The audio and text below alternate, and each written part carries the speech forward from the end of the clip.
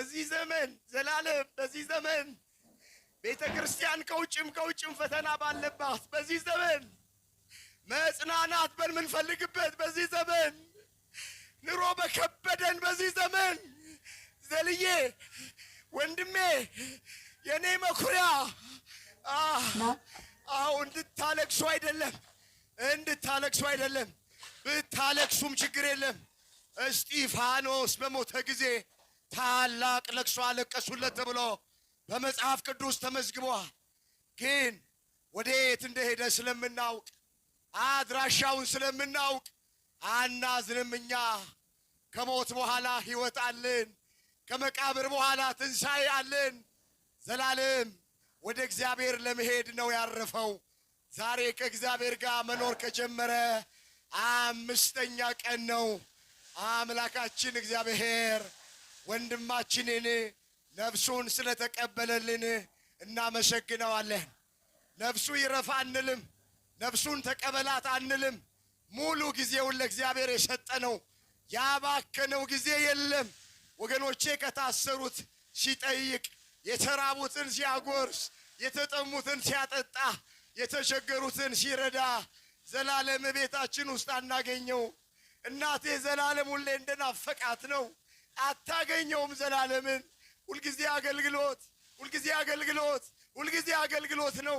እንደወጣ ቀረብን ደግሞ ውሃ ሳናጠጣው። እግዚአብሔር ይማርስ አልነው አጥነዋል።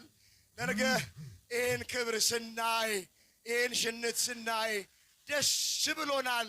እግዚአብሔር ያክብራችሁ። አንድ ቃል ተናግሬ መልእክቴን መጠቅለል እፈልጋለሁ።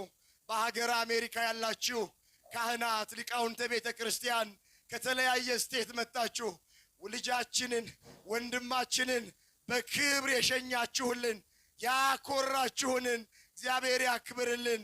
ብፁዓን ሊቃነ ጳጳሳት ሁሉ ነገር ትታችሁ አገልግሎታችሁን ስራችሁን ትታችሁ ወንድማችንን ስለሸኛችሁ እጅግ እናመሰግናለን። የዘላለም ልጆች ኦርቶዶክሳውያን በሙሉ ይሄ ድምፅ የሚሰማችሁ ክብር ይግባችሁ። ባስቀረልን ወንጌል በሃይማኖት ጸንተን እንድንኖር አምላካችን እግዚአብሔር ሁላችንንም ይርዳ። የሁላችንን መጨረሻ እግዚአብሔር ያሳል። أولادي أهم شيء عندي، وعشانهم أغير الدنيا كلها.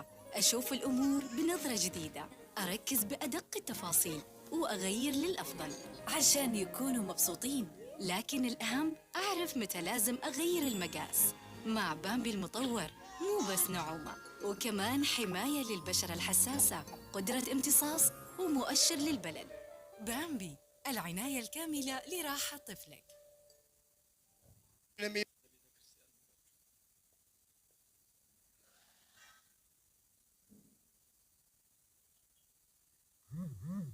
አንድ ቃል ብቻ ነው መናገር የምፈልገው። መምህር ዘላለም 30 ዓመት ከሰበከው ወንጌል በላይ ዛሬ የሰበከን ወንጌል ይበልጣል። ዛሬ የተሰበከው ወንጌል ከዚህ በኋላ ዘላለም ሲታወስ የሚኖር ወንጌል ነው። ዛሬ መምህር ዘላለምን ብንወቅሰው ወቀሳችን አይደርሰውም፣ ብናወድሰው ውዳሴያችን እንደማይደርሰው፣ በውዳሴያችን እንዳይሰናከል፣ በትችታችን ተስፋ እንዳይቆርጥ ሥላሴ እንዲህ ባለ ክብር አከበረው። ሐዋርያትን ሐዋርያነ አበውን ወንጌል ሰብከው ያከበረ ኢየሱስ ክርስቶስ አምላካችን ወንጌልን ላከበረ እንዲህ እንደሚያከብር መስክሯል። በእውነት በእውነት በእውነት እግዚአብሔር ያከበሩትን የሚያከብር አምላክ መሆኑን ከብሉይም ከአዲስም ዛሬ ጥቅስ አያስፈልግም።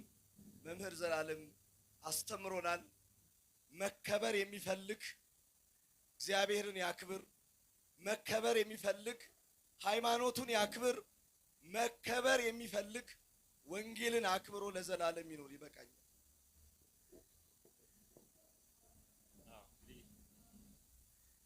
የመጨረሻ የሚሆነው ከሰሜን አሜሪካ እዚህ ድረስ በመምጣት በማጀብ ወንድማችንን በክብር ለመሸኘት በዚያ ያስተማራቸውን ምዕመናንን ወንድሞቹ ካህናት ዲያቆናትን በመወከል የሰሜን አሜሪካ የደብረ ገነት ደብረ ሰላም ደብር አስተዳዳሪ ሊቀ ካህናት መጠኑ ደብረ እግዚ አጭር መልእክት ያስተላልፋል።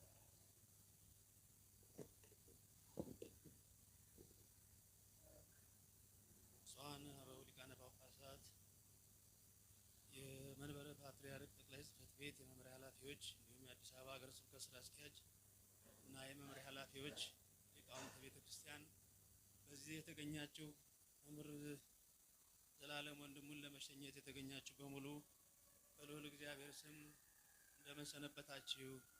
እንደምን ከረማችሁ? አዘክሪ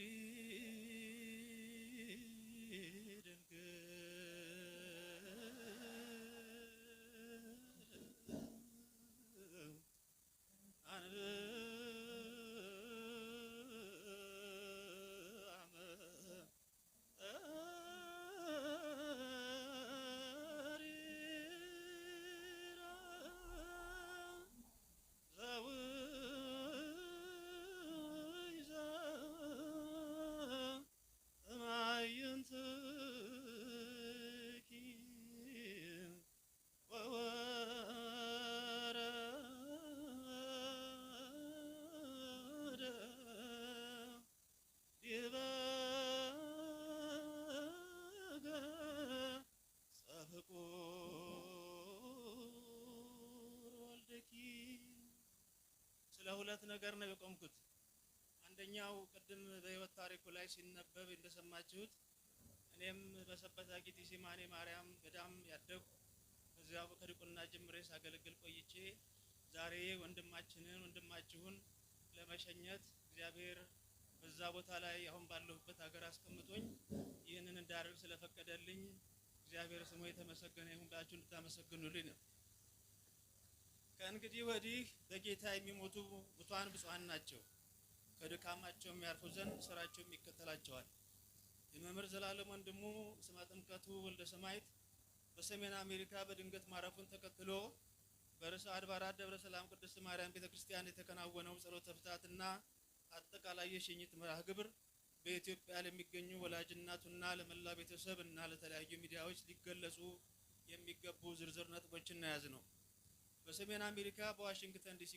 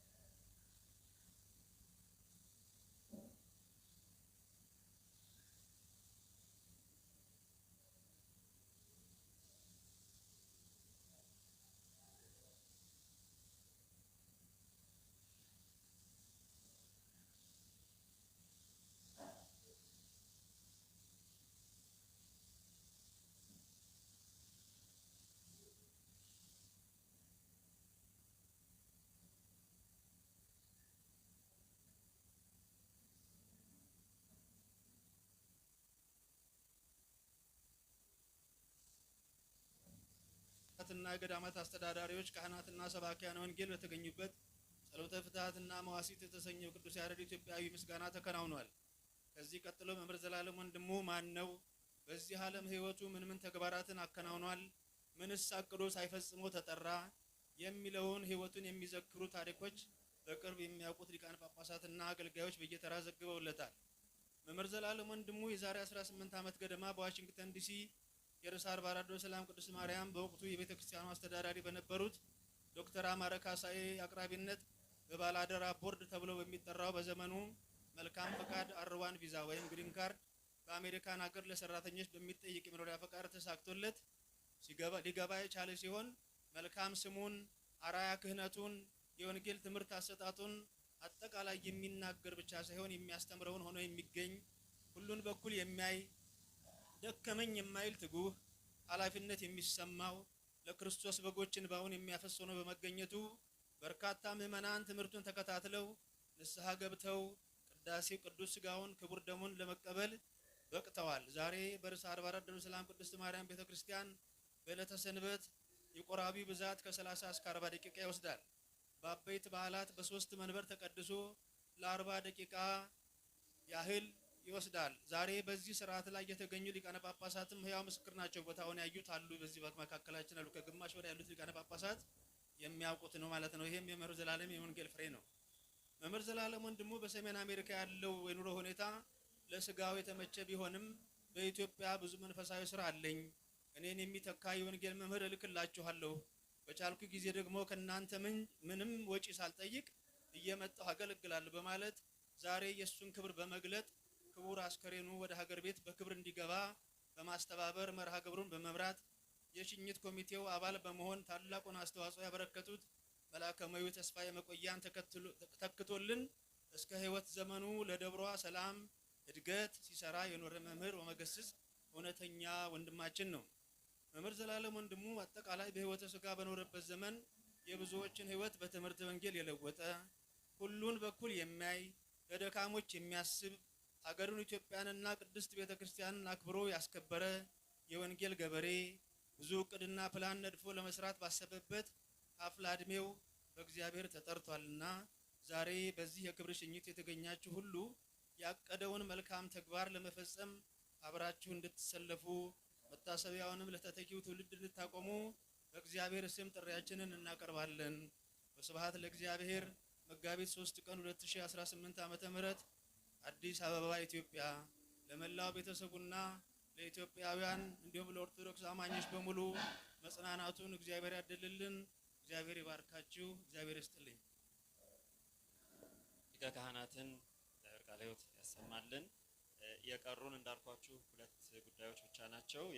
አሁን በቀጥታ ቃለ እግዚአብሔር በብፁዓን አባቶች መልካም ፈቃድ መጋቤ ሐዲስ እሸቱ አለማየሁ የሰዋስወ ብርሃን ቅዱስ ጳውሎስ ኮሌጅ መምህር የሁላችንም መምህር የሆኑ አባት አጠር ያለ ቃለ እግዚአብሔር ሰምተን በመቀጠል ደግሞ ለሊቀ መዘምራን ታላቁ አባታችን ታላቁ መዘምር ሊቀ መዘምራን ኪነ ጥበብ ወልደ ቂርቆስ እንዲሁ አብረን ከሳቸው ጋር በመዘመር የመርሃ ግብራችን ፍጻሜ ይሆናል።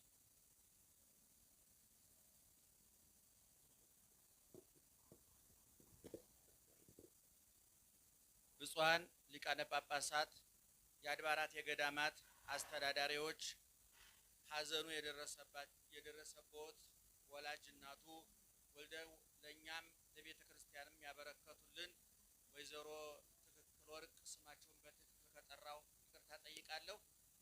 ወይዘሮ ትክክል ወርቅ ይመስለኛል።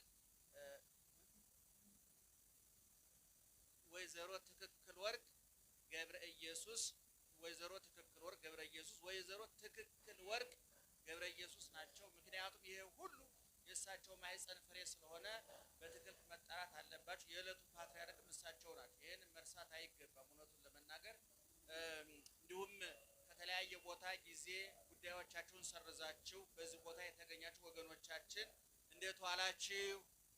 እንዴት ዋላችሁ? እንዴት ዋላችሁ? በየጊዜው በየቦታው ያልተለየን የአባቶቻችን አምላክ ልዑለ ባሕርይ እግዚአብሔር ክብርና ምስጋና ይግባው። በመጽሐፈ ሲራክ ምዕራፍ 1 ቁጥር 13 ላይ እንዲህ የሚል ቃል ተጽፏል። ለፈራሄ እግዚአብሔር ይሴኒ ደሃሪቱ ወይባርክ ወይትባረክ አመ ዕለተ ሞቱ። ይባርክ ቢል እያመሰገነ ይሞታል፣ ይትባረክ